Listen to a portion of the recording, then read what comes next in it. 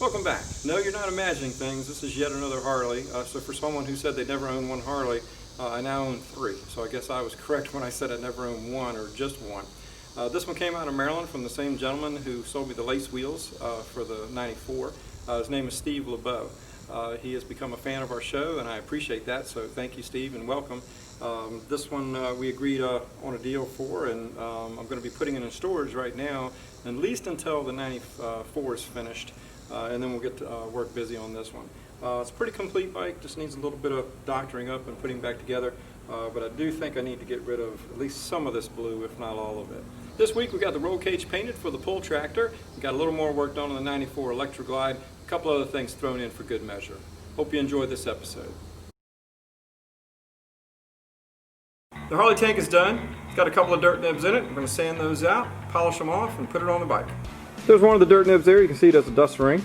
I've got some of it sanded out. Now I need to take out the rest of the ring down level to the clear, and then we can polish it out, and that'll be good.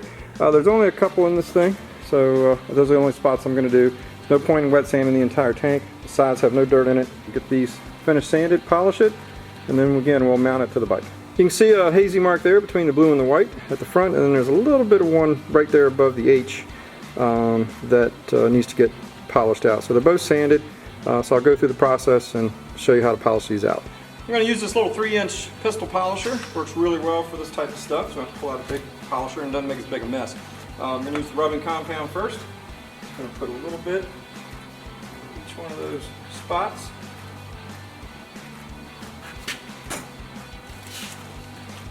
Get it put into the pad, and we'll take off real easy. Control the speed with our trigger and polish it out.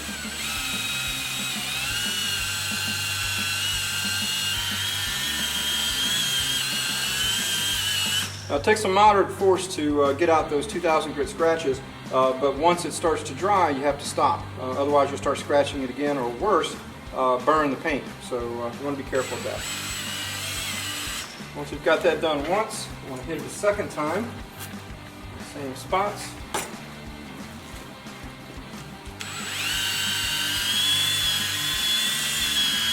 After we've done that, we want to take a clean rag and wipe off the rubbing compound.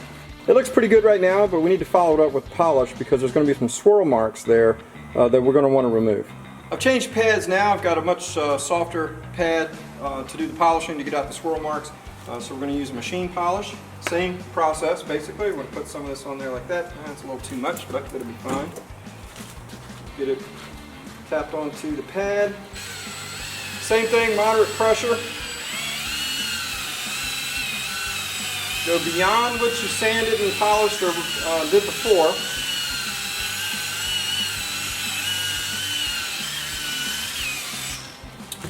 Alright, we'll wipe it off again.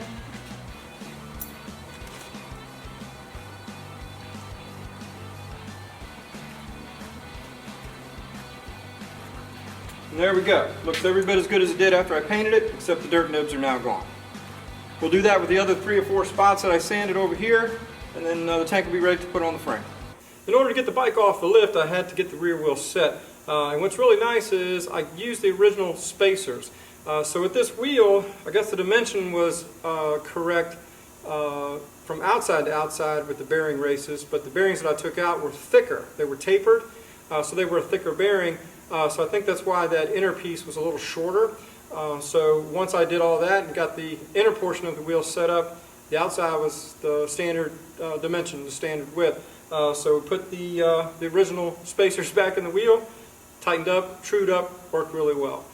So this one, all I got to do now is to take the one of the brake rotors from the front wheel to put back here, because it's the same diameter, same pattern and everything, and then the other wheel already has the rotors on it, and we'll be ready to go. I pulled the Harley off the lift so I could get to the front wheel, got it jacked up, got the old wheel removed, and have the new white wall ready to go on once I get it cleaned up. It looks like I'm in the same situation that I have with the rear wheel. I'm going to need to get those bearings that bring the axle size internally down to 3/4 of an inch, and then I should be able to bolt the whole thing back together with the original spacers and all. I'm ready to take the wheel bearings out of the laced wheel for the front of the Electra Glide. They make a special puller for this from Harley. It goes in through the center race of the bearing, expands out, and then it grabs it and you wind it and pull it out. don't have that tool, I'm not looking to buy it. So what I'm going to do is something a little different. I'm going to take a washer that just barely fits over the race itself, and I'm going to set it on top of the race, and I'm going to weld to it, and then we're going to try to knock it out from the other side. So let's see if that actually works. Get my washer laid there. Okay. Now I'm going to get the welder ready, get this thing welded in place. Let's weld it on and see what happens.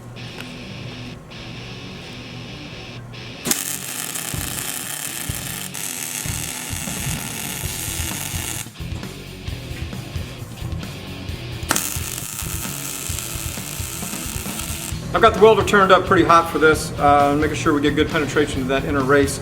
The grease is going to act like a little bit of a heat sink, so it can be tough. But I think we're in good shape. Let's flip this thing over and see if we can get it knocked out. These plywood pieces are going to come in real handy for this.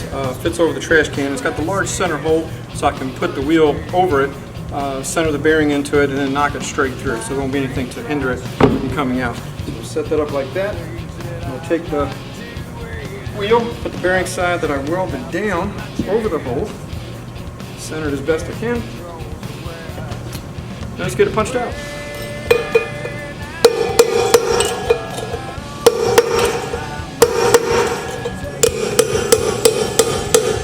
Now I'm going back and forth with it because I don't want the bearing to get lodged in the cylinder. I can see that the center spacer is moving, so apparently the bearing is too. So keep going and see if it works. Something fell, sounded kind of heavy. Hopefully it was the bearing. Yep, bearing's out. No damage done to anything. Hopefully you can see that. You can see where I welded the washer onto the race, and obviously you saw me knock it out. So I'll take out the second one. To do that, I'm going to do the exact same thing I did with the other one, except we don't need to weld to it. I'm going to take that side, put it down, like that. Then we're going to do the same process, except this time we're going to be pressing or knocking on the actual bearing itself.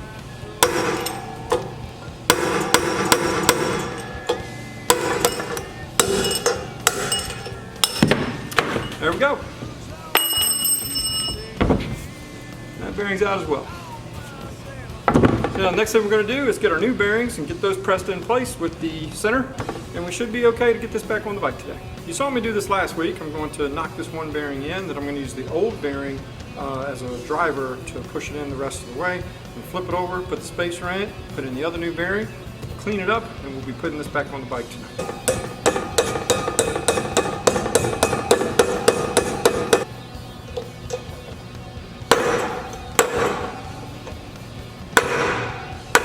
First bearing's in. Now we're going to flip it over, put the spacer and the other bearing in, and that'll be done. Always want to make sure that the surfaces are clean inside. We'll put our spacer in, like so. Now we're ready to knock in the other bearing.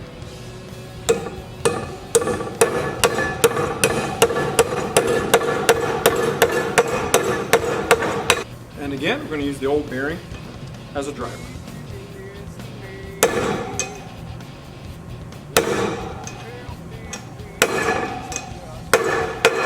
I can tell by the sound that we've actually reached the ledge where the bearing sits, so we're good. Kind of got ahead of myself a little bit. I need to get the fender painted for the front and put back on before I can mount the wheel.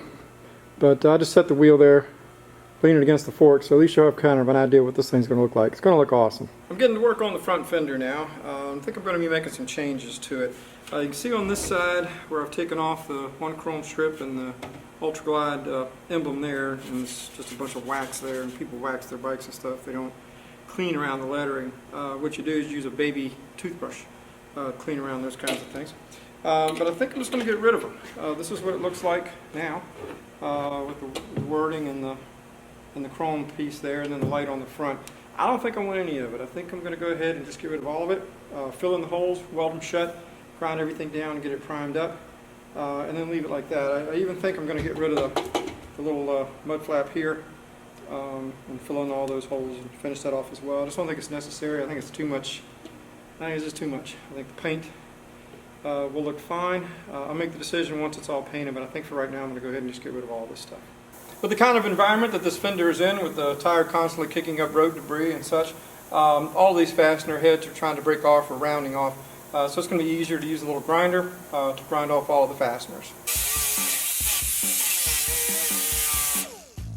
Make sure you're staying focused only on the fastener, and it'll get, once it gets pretty flush to the fender, it'll pop right out.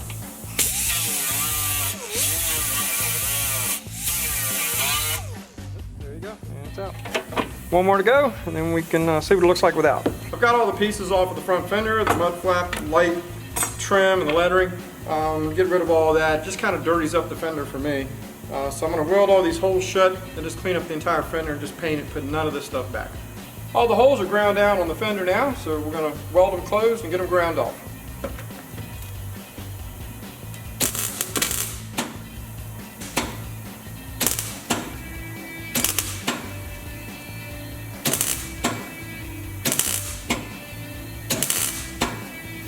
So this is what the holes look like when they're filled, and this one I've ground down. So we'll get the whole thing ground down like that. It would be pure metal. Here you see the problem with putting those pieces on the bike. To the left there you see a normal hole that's been ground, but to the right you can see some of the metal has gone away. That's because it rusted. Got a lot of debris between that piece and the fender that can never be washed out, and it'll just eventually rust, just like on a car. So the more of this kind of stuff you put on bikes and cars, the more chances there are for rust. I don't care what you do as far as trying to protect it. If you have it out in the elements, if you're going to drive the car or bike, it's going to rust. So getting rid of some of these pieces is definitely going to help for later. And I may have to end up cutting just a little bit of this fender off because that's not going to weld up. But I'll make that decision later. So all my baby birds are gone, but you can see back up there in the back there's 1, 2, 3, 4, 5, 6, at least 6 bats. Nope, there's another one there in that corner. So anyway, got a bunch of bats hanging out in my shed. They're cool to have around. The pull tractor cage is ready to spray. We've got to lay it on its back because we want to make sure we get the bottom coated with red first. Let that sit for about a half hour, then we're going to stand it back up and then paint the rest of it. The bottom of the cage is all painted, so we've got it stood back up. Now we're going to get the rest of the cage done.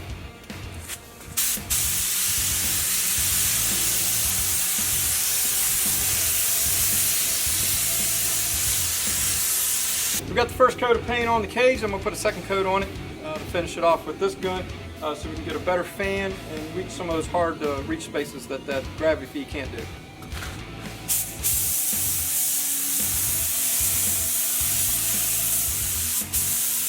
The roll cage for the pull tractor is done, so we'll let this cure off and we'll load it up, get it out of here. I want to get a start on this Norton. The first thing I need to do is pull these cylinders off. So we're going to get all the base nuts loose and see if we can get it off the pistons. What's really unique about the design of this engine is that the nuts here that hold the jug onto the engine case, as you're loosening them, they hit the bottom of the fins, and that's what actually lifts the cylinder off of the engine. It's kind of like a press, so it pushes it off. So you can see it's actually lifting it, and I've got separation from the case, so it's a lot safer way to do it than actually prying them off. So we'll do this a little bit on this side, go to the other side, and then once the nuts clear the studs, we should be able to lift the cylinders off. There's been quite a bit of time lapse to get it to this point because I don't want to tear up anything. But let's see if we can get it off now. There we go.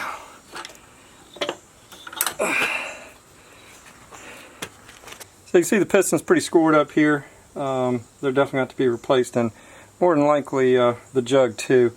It's probably going to be cheaper to get a used set of cylinders and pistons than it is going to be to bore this cylinder out and replace the pistons. But we'll do a little investigating and we'll see.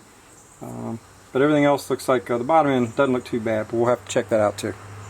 Before I can determine what we're actually going to do with the Norton 750, I need to know where we are as far as the cylinders are concerned. So I need to know if they are a standard bore or if someone has done some work on them prior to that. The standard bore is 2.874 to 2.875. I've already have this inside micrometer set to 2.874, and it does fit snugly into the base of the cylinder, so I know that this is a factory cylinder. So whether or not we choose to bore this one and put in oversized pistons or look for jugs and pistons, That'll be a monetary question, so we'll do a little bit of research and figure out which way we're going to go. But for right now, we do know that we need to at least clean these cylinders up, overbore them, or look for new cylinders. It's been a few weeks since I've worked on that rear tine tiller. We put a new engine on it, and it didn't have the drive system wasn't working. The chain was destroyed in it. I have a new chain for it, but what I discovered is that this sprocket is no good. It's manufactured as part of the shaft itself, but if you look at it, you can see like the teeth at the top there don't look too bad, but as I go around and get the ones to the top, you can actually see where they get pretty bad, like right there. So around 12 o'clock there, those are some of the worst ones. So this piece is not available from anybody, anywhere.